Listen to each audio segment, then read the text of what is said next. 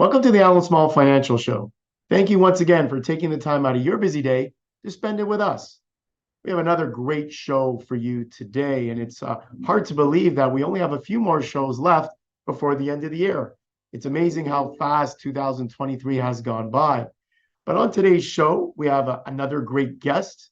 We have Mark Borkowski. He is the founder and president of Mercantile Mergers and Acquisitions Corporation. He's going to talk to us a bit about the state of the private markets. We always talk on the show about all the publicly traded companies, but what's going on in the private market? Are there a lot of businesses that are being bought and sold on a regular basis?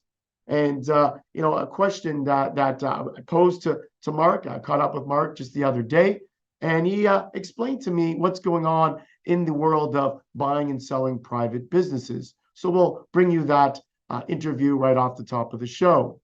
We then move into this week, and that's what our regular segment is, where I discuss what I believe is important for individual investors to consider before you make your investment decisions over the next couple of weeks. Canadian bank earnings. We are now heavily into the Canadian bank earnings part of, the year. Obviously, they report every quarter. And Scotiabank reported earnings yesterday. We were expecting some soft earnings, and unfortunately, we got what we were expecting. Bank of Nova Scotia, with many of the Canadian bank stocks, sold off yesterday. Last I checked this morning, they actually all rebounded. So we're going to speak a bit about Canadian bank earnings and what we are expecting and how these banks are faring. Magnificent Seven, a term we've used many times on the show. These are some of the biggest companies in the world, some of the biggest tech companies in the world. How have they performed this year? I think my favorite charts from this show will be in that section of the show, or that part of the show. Unbelievable charts and information there to share with all of you. Top 3 things to get your portfolio in order before year end or for year end. I have 3 ideas that I think every investor should be considering before year end. And we'll go over those top 3 ideas. And lastly, your questions. If you have any questions during the course of the show, anything you hear from the interview with Mark, or anything you might be thinking regarding the markets in general, or perhaps your individual portfolios, please put it into the chat box. Love to answer them if I can by the end of the show. If not, we'll try and get to them over the next couple of weeks before the next show, or perhaps even answer them 2 weeks from now with when our next show airs. So without further ado, let's get on with our guest and our interview.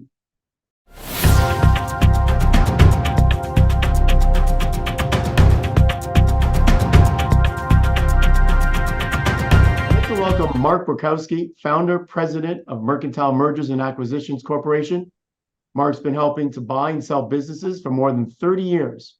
Mark has consummated more than 100 transactions over that time and has spoken at more than 30 conferences on M&A and private equity.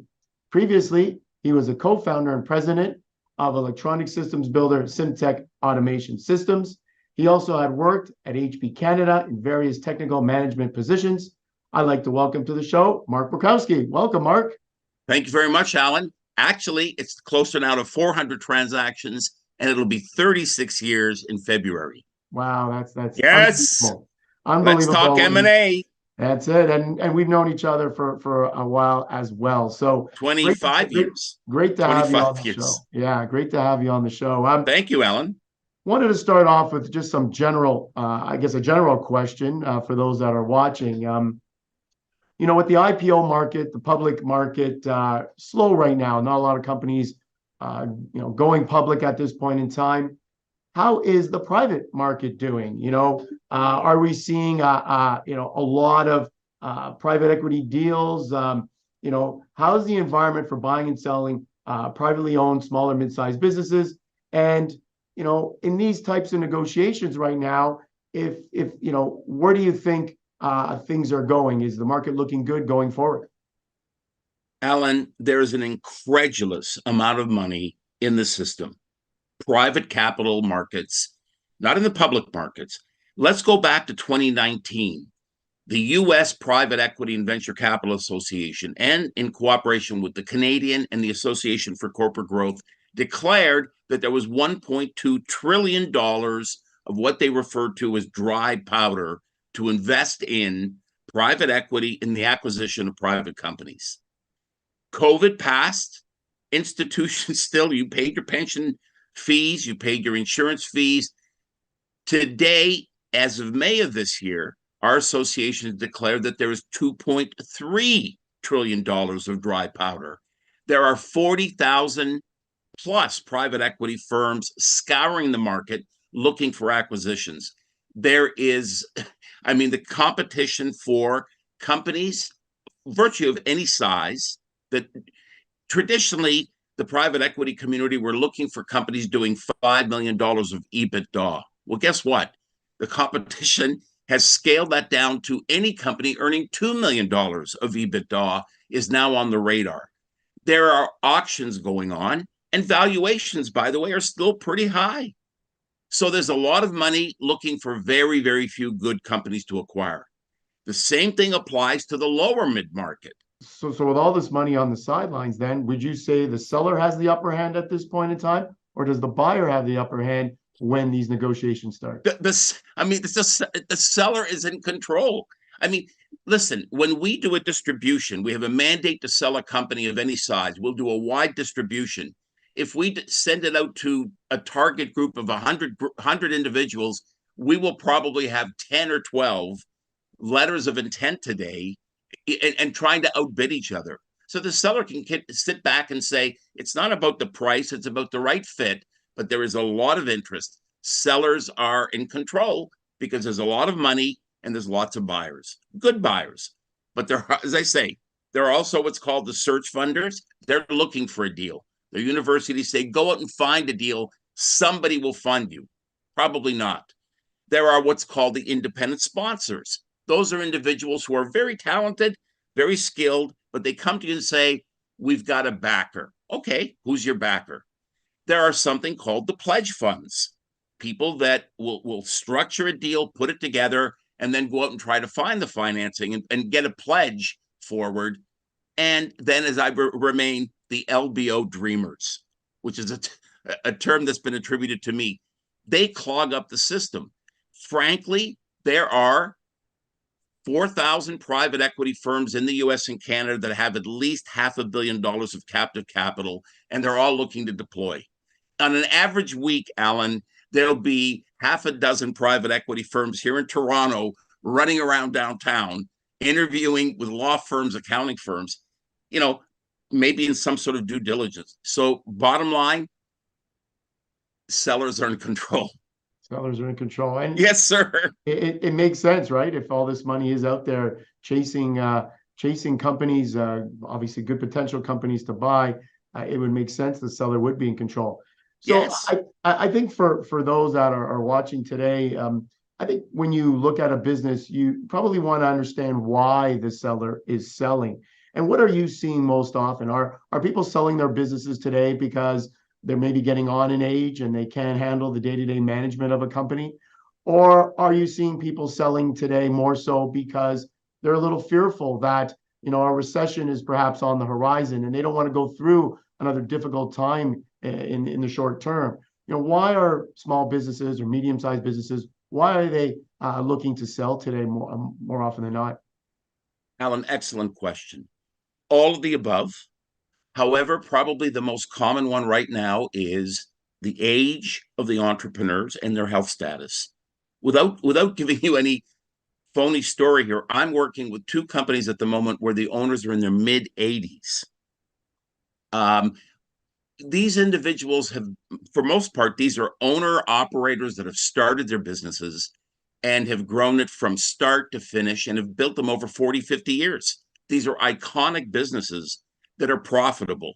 Listen, owning a private business, the tax advantages of owning a private business that's making money is not easy to give up.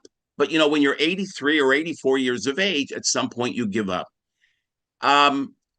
Most businesses have rebounded back from COVID. So we're not seeing, with the exception of those in the hospitality industry, the retail industry, and some of the service industries, anybody that's distributing products, manufacturing, or providing anything of high value added content is doing well. So sellers are selling because for the most part, they're up in age and they have no transition. A lot of these businesses, obviously, it sounds like they don't have much of a succession plan, so they're looking to exit, and that's, I guess, where a lot of this money is.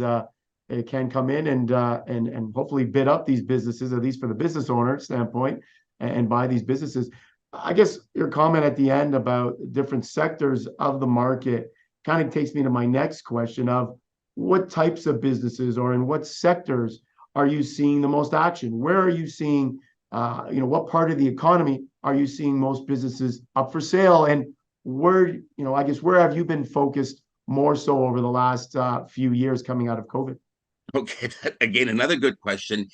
The hottest sector, without question, although it's not easily entered into, is the insurance industry.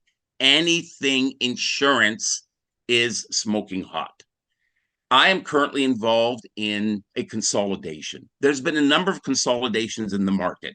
Gentleman who works with me was part of the consolidation of the veterinary clinic industry.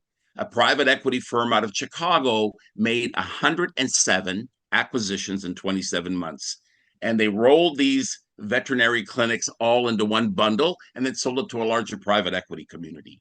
My friend, Graham Rosenberg, started Dental Corp, and they acquired how many hundreds of dental practices, and they've consolidated. A hot industry. Today, the hottest market, and I'm personally involved, is in the heating, ventilating, and air conditioning market. The North American market, and again, it's plumbing, it's all the trades, fire, electrical contracting. The trades are the new target. So there are large private equity firms, to my knowledge, about 41 of them, trying to consolidate this industry, trying to acquire these very profitable standalone businesses. Why? Well, North America didn't invest in training plumbers and electricians and heating and ventilating air conditioning technicians over the years. And these people are scarce. And frankly, these companies are very profitable. They're value-added services. So that is the new drive at the moment. What will it'll be forward? We don't know. Hottest interest is manufacturing. Least interest, of course, is retail, hospitality. Film production is down. But overall, the market is vibrant, Allan. Lots of money, nothing to buy. Yeah, and so keeping with that thought, are you seeing more smaller businesses or more mid-sized businesses? Where are you seeing businesses that are available? I guess, what would be their size at this point? I would tell you that right now, the greatest, I mean, everyone's looking for the companies that are doing $2 to $10 million of EBITDA profit, earnings before interest, taxes, depreciation, amortization, to define EBITDA. Below $1 million, $500,000, $200,000, $100,000 of earnings, those businesses are coming available again because most of these people don't have any succession. They're solid small businesses that have been established that owners don't know who to turn to. So they reach out to real estate agents who don't have a clue about selling a small business. It's a complicated process. So yes, below $1 million of EBITDA, there's a lot of interest, a lot of action, and I'm telling you, some incredible opportunities for corporate managers that want to leave corporate life, entrepreneurs that have sold a business, individuals that are dreaming about owning a business. Unfortunately, no guts, no glory.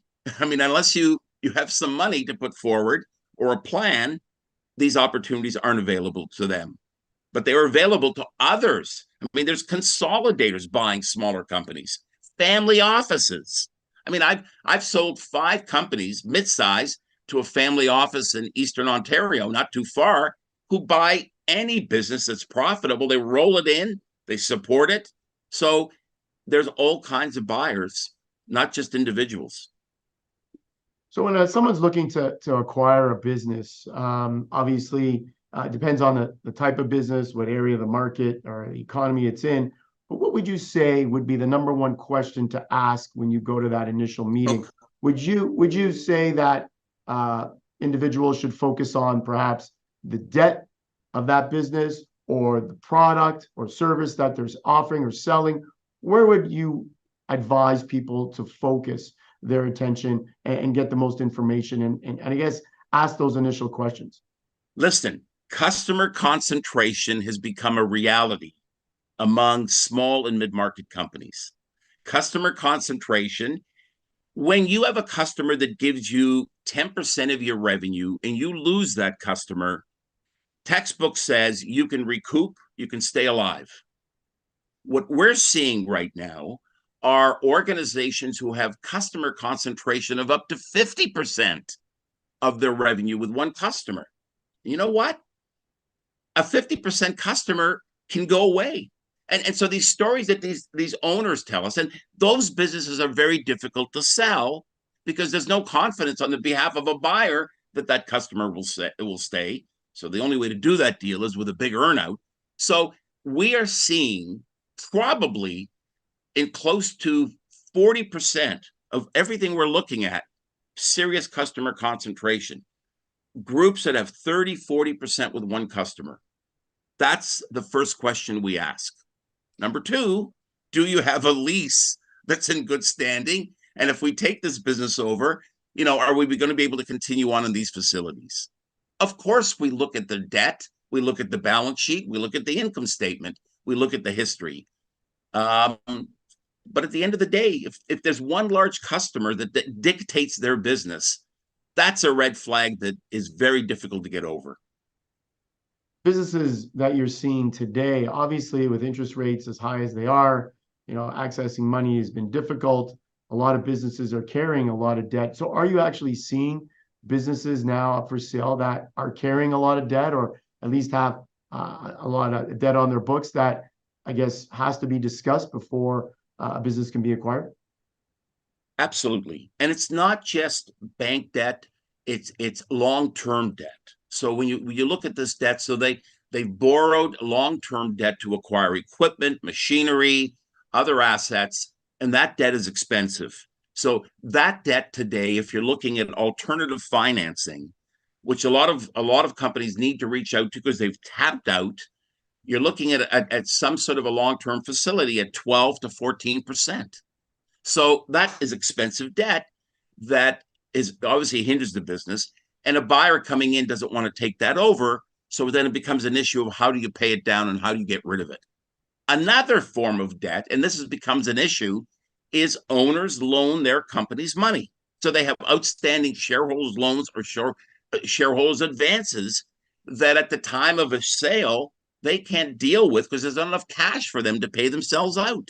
So that becomes a bit of a dispute to say, hey, I had to loan my company during COVID $500,000. So it's sitting as a shareholder's loan. I want that money back. Well, that's your money to pay yourself back. And if they don't have the capital to do that. So all of those issues, yes, revolve around some form of debt. But the most discouraging one are groups that have bought equipment, taken on all kinds of other assets, and they've borrowed from the alternative lenders. They're there when you need them. But even worse are the groups that have used factoring or invoice discounting because they've had to. And we know the interest rates there are in excess of 20, 22, and up from there. So companies who want to stay alive have reached out. So selling these companies, when you're looking at their capital structure, is a challenge. All this debt either has to be taken over or paid out in advance. Hard to do.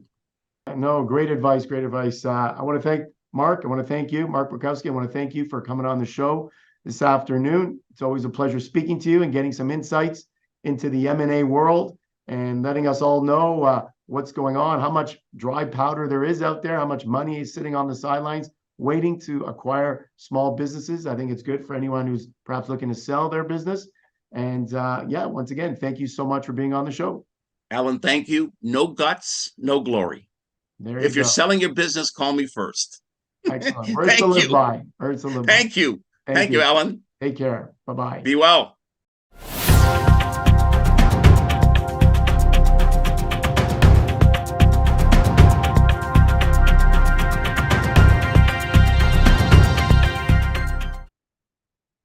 that was a great interview with Mark Borkowski, giving us some insight into the world of mergers and acquisitions. Mark is always a great person to speak to and always has his finger on the pulse of what's going on in that area.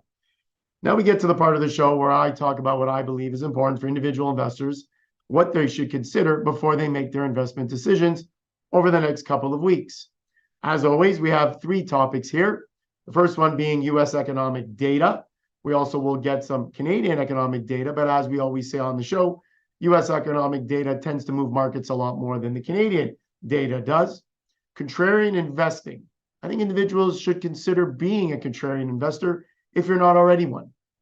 And lastly, on our list, trim profits with some of the winners. So if you have a winner in your portfolio, maybe you should take some profit off the table and move it elsewhere. So we're going to touch a bit on that as well. So let's look at the economic data. Right now, we're in the midst of getting a whole bunch of data this week. We have already received US GDP earlier this morning. It was the second reading of US GDP, a revised number. First reading told us GDP for the third quarter went up by 4.9%. Today, it was revised even higher, 5.2%. Unbelievable number. And yet inflation continues to tick lower. So we're getting stronger growth in the US, but with less inflation. So really important number we got this morning. Another important number for the Federal Reserve in particular will be the PCE indicator, which will be coming out tomorrow, Thursday, November 30th. And it's a number that we all know the Fed looks at very closely for indications on expenditures, consumer expenditures, and gives us a good indication how inflation is trending. We also tomorrow will get Q3 Canadian GDP coming out. That'll be interesting because many of us are anticipating perhaps another negative number. We saw a negative number for quarter number 2. If we get a third quarter number that is negative, that would indicate that we are in some sort of technical recession, mild recession here in Canada. Also tomorrow, another big number coming out, or more importantly, a big meeting coming out will be the OPEC meeting. OPEC plus, as we call it, which is your OPEC countries plus Russia. And they'll be discussing whether they want to cut oil production even further. With oil prices now down into the low to mid 70s again, it is thought that OPEC might cut production even further. Heading into next week, we have, or actually towards the end of this week, I know that Stats Canada says that Canadian jobs data will come out this Friday. I'm a little not so sure about that. Usually it doesn't come out, especially when December 1st falls on a Friday. Usually numbers come out the following week, which is when US jobs numbers will come out December 8th. But Stats Canada says that December 1st, jobs data in Canada will be released. So that'll be a number we all pay attention to. Next week, on Tuesday, we'll get JOLTS, which are your job openings. Those that are looking for jobs, those are moving from one job to the other. We're going to get the status on job openings. So a lot of data coming out in the US and Canada, and a lot of this data is going to move markets and move interest rates, which we know is very important for the market. I have a few charts I want to show up here. We'll go through them pretty quickly. We'll start with the first one, which is US GDP. And you can see here that on the far right-hand side, it is ticked up.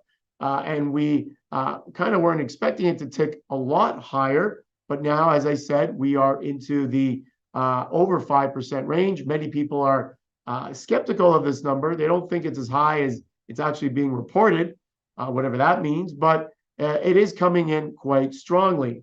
Another chart we have here is, as I said, personal consumption and expenditures, PCE indicator. And you also have it here with the CPI, which is your inflation. And you can see how these two sort of mimic each other. CPI obviously was a lot hotter than PCE, but they both went up and are both now coming down. So we're looking for a pretty friendly or a low number on the PCE this week. Here we have a chart coming up next on WTI or crude or oil pricing. You can see here $76 as of yesterday. You can see how much it's come down on the right-hand side of this chart. Another thing to consider before you make your investment decisions is what's going on with the price of oil. If you're looking at oil companies to own, if you're looking at just inflation, we know if oil were to spike, that would also take inflation higher with it. The last chart I think we have here, yes, is actually on Canadian employment numbers. That's what we're told is coming out on Friday. You can see here the unemployment number in Canada is sitting at 5.7%, up from a low in the low 5% range. In the United States, they're approaching 4% unemployment. We don't have a chart on that, but I can tell you it's about 3.9%, was as low as 3.2%. So we can see that as interest rates have moved higher, we can see that unfortunately businesses have slowed. They haven't been able to hire as many people, and unfortunately they've had to lay off, especially in areas like technology and banking, which is where we've seen a lot of the layoffs over the past, let's say, few years. The second point I wanted to discuss was that point about contrarian investing. And we talk about being a contrarian all the time. And if you look at the markets or take a look at the markets last year, 2022, what was the worst performing sector of the market? What was the worst performing index? Was it the Dow, the NASDAQ, the S&P, the Toronto stock market? It was the NASDAQ.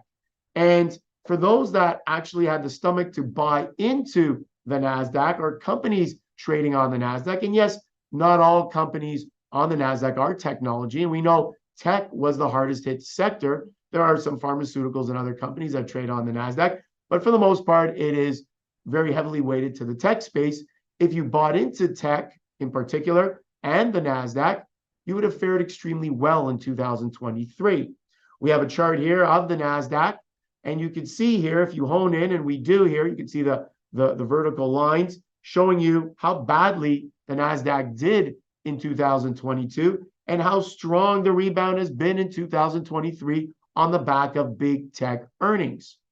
We also have a chart on the QQQ, Invesco QQQ, which gives us a good indication. That's more specific to tech.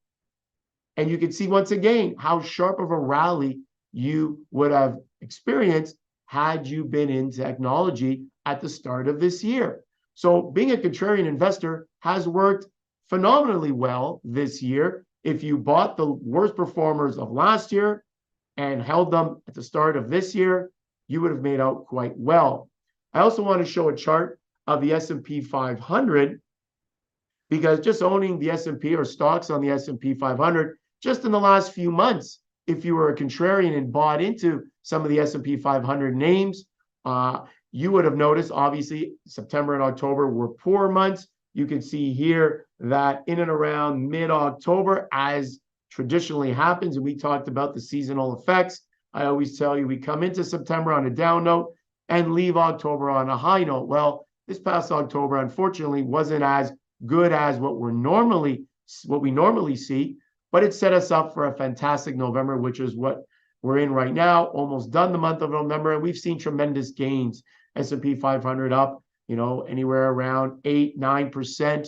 We've seen the TSX, Toronto market higher, the Dow higher, the NASDAQ higher. We've seen all indices in North America higher in November. And I think I have one more chart of the S&P 500 here, and this is just a chart, I guess, of the last month or so. You can see how well the month of November has been for individual investors. So contrarian investing, if you were contrarian at the start of the year, you would have done extremely well. If you were contrarian and bought into this market, I guess in the fall, September, October, you would have had an amazing November. So consider being a contrarian before you make your investment decisions in the next, I guess, couple of weeks. The last point I wanted to discuss for investors is trimming profits, taking some profit off the table of some of your winners. And if you've noticed, you probably, if you've noticed in your portfolio, you've probably seen that your big tech names, if you've owned some big cap tech names, that's where a lot of the gains have been this year. We're going to discuss that a little later in the show as well. But I'm going to show you now 3 charts from 3 different companies, which we've had on the show many times. And these are unbelievable charts. And taking some profit in some of these names, I think is a good idea. Do you want to sell all of these names? No. You want to continue to own them, but just trim some profit. Take some money off the table. First chart here is Meta Platforms, formerly Facebook. Look at this chart. Wow, what a chart. Had you owned this stock back about a year ago, look how well you would have done. Next chart is NVIDIA, largest chip maker in the world, $1 trillion market cap now. Look how great this chart looks. Unbelievable chart. Again, NVIDIA has been a stock that has rallied tremendously, up well over 200% this year alone. And the third chart I wanted to show is Microsoft. Microsoft has been an incredible investment. Had you owned Microsoft at any point in time over the last year, you would have done well. So what do? Well, we look at these stocks, we look at your individual portfolio, take some profit off the table. Well, where do we put them? We put these profits into names that are good quality, but perhaps haven't gone higher as yet. And I have three names in a few different areas. First one is PNC Financial, one of the largest banks in the United States, one of the largest, we call it a super regional, one of the largest regional banks. You can see here how poorly it did last year, and it still hasn't recouped much of its losses. This stock at one point was well over $200 a share, pays a great dividend, over 5% as well. So perhaps you sprinkle a little bit of your profit money into this name. Another name, Target. I've talked about Target before. As I mentioned, I think on the previous show or my radio show, I had clients asking me about Walmart instead of Target. And I said, well, why you want to buy Walmart when it's at a high, when you can buy Target when it's at a low? And I guess people may have listened to me, because if you look at how Target's performed recently, towards the end of November, we've seen a spike higher. Still nowhere near, as you can see, where it used to trade. This stock also used to trade well above $200 a share. And lastly, last but not least, Home Depot, a name we all know and love. I'm sure we all go to in the spring to fix up our garden, to renovate our homes. And you can see here, once again, Home Depot has had a resurgence as of late. This stock was below 300 a share, now at 313. But make no mistake, this stock was well above $400 a share not too long ago. So trimming some of your profits and moving those profits into some names like the ones I just showed you, I think is a good recipe for success. You also want to be a contrarian investor, which is really what that is all about. And you want to keep an eye on the latest economic data that is being released out of Canada and the US.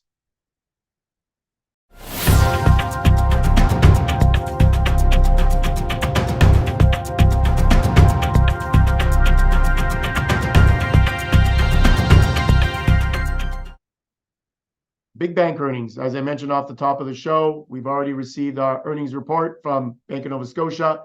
Disappointing. Bank of Nova Scotia has basically told us that they need to set aside more money for potential credit loss or bad debt down the road. Tomorrow, we're going to get, information or the latest quarterly results from TD Bank, CIBC Bank, Royal Bank as well. So a big day for bank earnings tomorrow morning. We usually get them before the market opens. What are these banks going to say?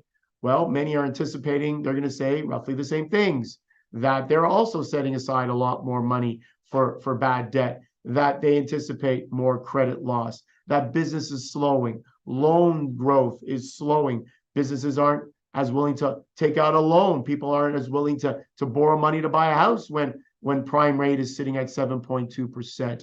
So overall, we are anticipating some soft earnings from the banks. Obviously, there are different banks will report, at different levels. Some may do a little worse than others. Perhaps Royal Bank might do a little bit better. We've seen Royal Bank able to weather the storm a little bit better than some of the smaller banks like BMO and Scotia. So we'll have to see, and CIBC actually. So we'll have to see how it goes. But I think overall, to me, the next chart I'm going to show you, a fantastic chart, really sums it all up. And that is the Canadian banks underperforming. And we have a chart here which clearly shows how much the Canadian banks have underperformed the overall index. We can see here that at this point in time, TSX is up roughly 5-6%, well off where the US markets are, which are the S&P is closer to 19% at this point in time. And the NASDAQ, well, NASDAQ is just shooting the lights out, 30+% at this point. But you can see how weak the Canadian banks have been. You can see it's actually negative, trending below the flat line.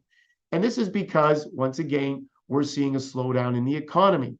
as I say always, the Canadian banks, or any bank for that matter, is the bloodline of your country. The banking industry or the banking sector is the bloodline of the country. If the country is struggling, Canadian banks will struggle eventually as well. However, as I say often, I'm still a believer in these investments. I believe that as we get more and more information, as we parse through all the data, we're going to see that central banks are pretty much done raising interest rates. And I think that will be a catalyst for growth going forward. I think once interest rates and yields start to fall, I think businesses will be more inclined to borrow money. I think people will be happier, get a much more positive feeling.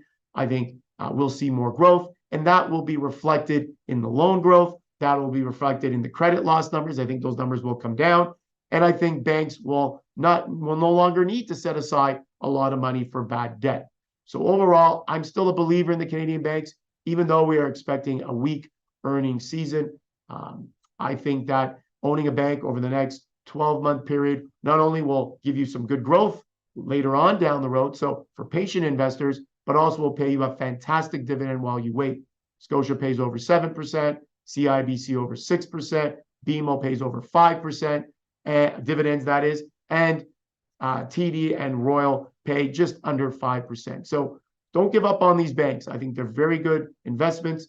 They've never cut their dividends. Their dividends will be intact. And I'm looking for some good things over the next 12-month period.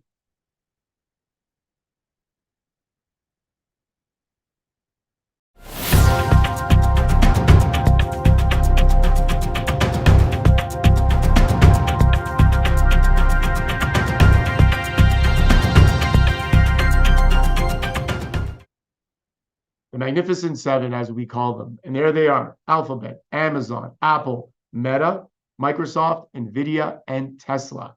Alphabet, formerly known as Google, and Meta, obviously formerly known as Facebook, as we said earlier. These stocks have been on an incredible run, an unbelievable run. They actually make up just under 30% of the S&P 500 itself. Almost 30%. Unbelievable. These 7 names have been responsible for almost 72% of the growth we've seen on the index this year. Unbelievable how well these stocks have done. And in my opinion, I think they're going to continue to do well. I believe if you're an investor today looking for growth, I think you have to own 1 or 2 of these names. And obviously, some of the names are a little more cheaper than others. I've been a buyer lately of Amazon and Alphabet, as Apple and Meta and Microsoft and NVIDIA, for that matter, have gotten a little more expensive. Tesla as well. Tesla, we saw a downturn. Now it's been on a bit of a rebound. But at any point in time, if you do see some sell-offs in these names, I think they're a fantastic idea, especially if you're looking for growth in your portfolio. And want to take a look at some, as I said off the top of the show, fantastic charts. The first 2 charts that we have here on the Magnificent Seven will show you. This, again, shows you the share of the largest 7 companies. As I said, there you go, 29%. And you can see over time how much these companies have made up of the index. And look at it. It's just shot up coming out of pandemic, out of COVID in 2020. These stocks have been not only great for defensive purposes to protect your portfolio, but they've been good to grow your portfolio as well. The chart on the right here, you can take a look and you can see how these 7 stocks have fared. They're up 71%. The S&P 500 up 19%, as I mentioned, and everything else, the other 493 stocks, up 6%. Unbelievable. So what does that tell you? Well, that tells me that if you have a diversified portfolio, you probably haven't done as well as had you obviously own these 7 names. But who's going to own these 7 names, right? We talk about building diversified portfolios as we go. And so, there are many other tech names that have done well as well. I don't want you to think that these are the only ones that are higher. And so owning a piece of tech as part of a diversified portfolio, buying into it at the start of the year as a contrarian investor, has obviously fared well for investors. And there was a report out of Goldman Sachs recently, and it said, well, here it is, that they have never seen the index as top heavy as it is right now. So is that maybe scary for investors? Not sure. At least these companies are the biggest names in the world today. And they're names that I think, as I said earlier, you can buy for defensive purposes and offensive, meaning and for growth. Another two charts I wanted to show here, why these companies have done as well as they have. The first one here talks about sales growth of the Magnificent Seven versus the rest of the S&P 500. And you can see how much the sales growth has outperformed the rest of the index. Take a look just recently, 11% versus 3% of the S&P. Look at margins. Wow, look at the margins, the growth in the margins. Magnificent Seven, 21.8%. Looking for, it's come down a little bit, but you're looking for almost the same, just under 21% in 2024 and over 21% in 2025. You're looking at S&P 500, just under 10%, maybe going up to slightly above 10 and 10.5.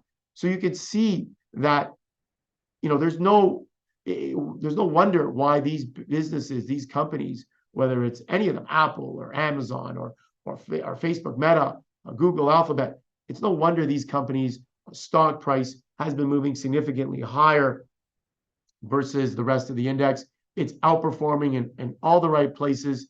It is a place that individual investors have flocked to, especially when you have dips in NVIDIA, they bought in, dips in Apple, share price, investors have bought in. And I think that's been the right strategy. And so, as I've always maintained, you want to own some of these Magnificent Seven names. You probably don't want to own all of them in your portfolio, but if you own just a small piece of them, I think your portfolio would have done exceptionally well over the last year and maybe even the last few years.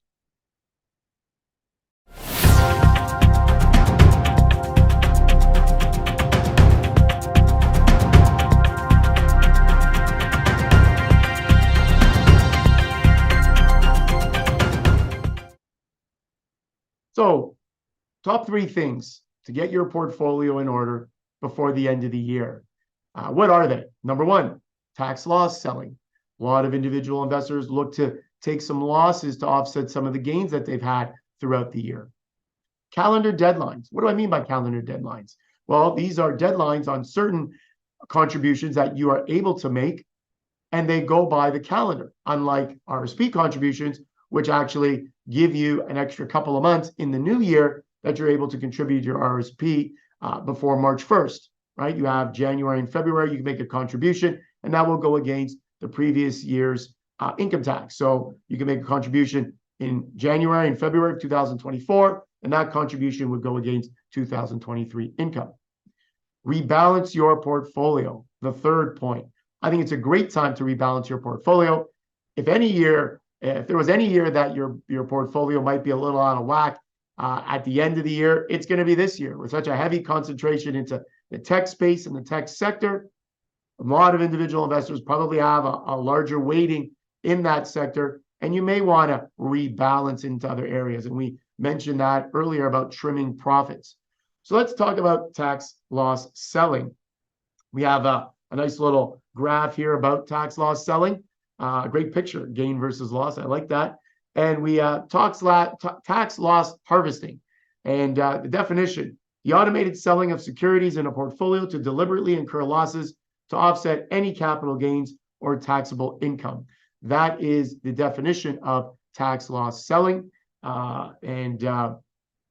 Basically what I've been doing for individual investors over the last few weeks, and I'll probably be doing this for the next couple of weeks, taking a look at their individual portfolios. If they have capital gains in their portfolios and they're going to realize and have to pay tax on those gains, well, maybe I can find some names in the portfolio that haven't gone up yet. Maybe they've pulled back and sell those names.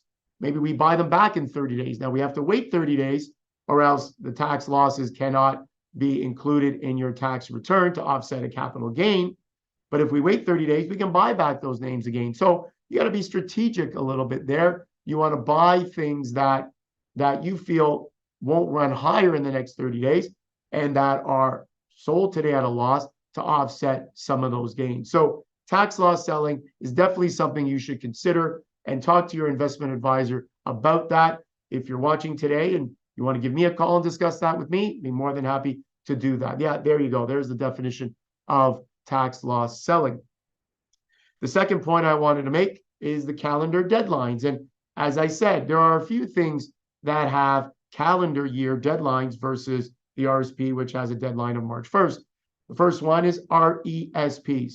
Have all of you watching today topped up your RESPs before the end of the year?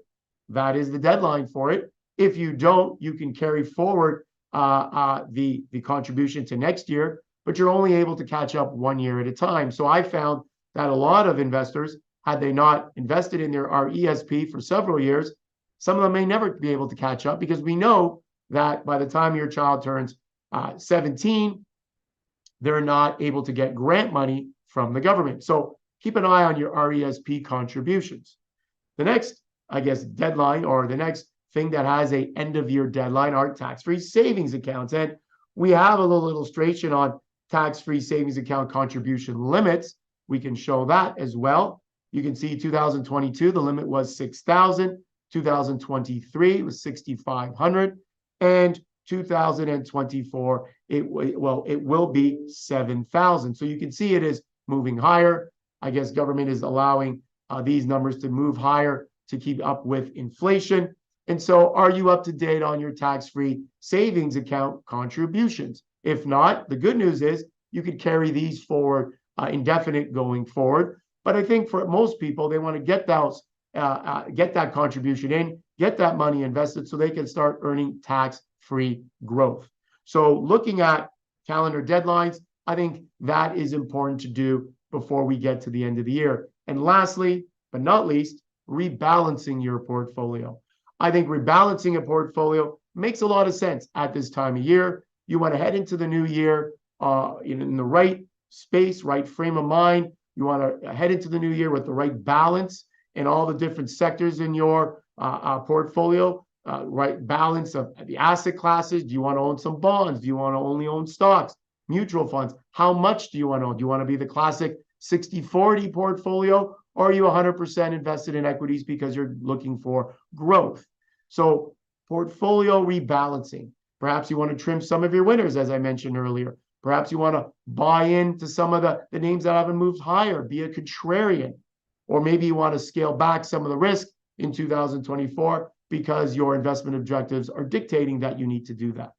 So rebalancing your portfolio at the end of the year makes a lot of sense, along with looking at those calendar year deadlines, and along with looking at the possibility of selling some of your tax or your stock losses or mutual fund losses, or even your bond losses on a bond to offset some of those gains. Those are the ideas that I bring to you today that you should consider before the end of the year.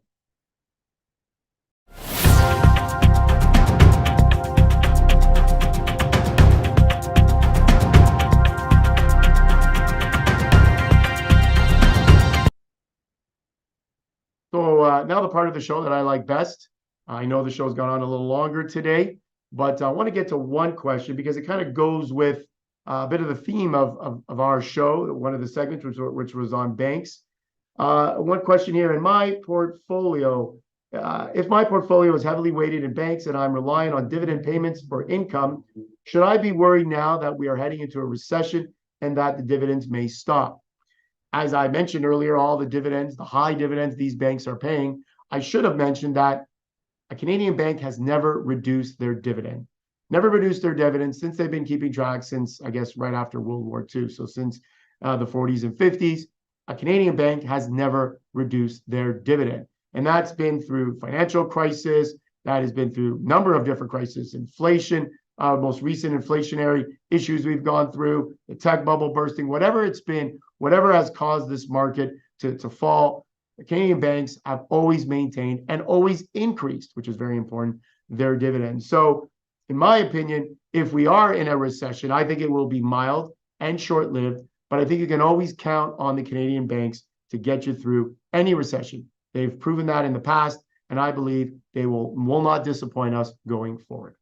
With that, I want to say thank you to everybody for listening in and joining our show today and watching the show. I want to say to all of you, thank you for taking some time out of your busy day and that all of you should tune in 2 weeks from today, Wednesday, December the 13th. We will have another great show for you at noon, as always, on Wednesday the 13th. And until then, happy investing.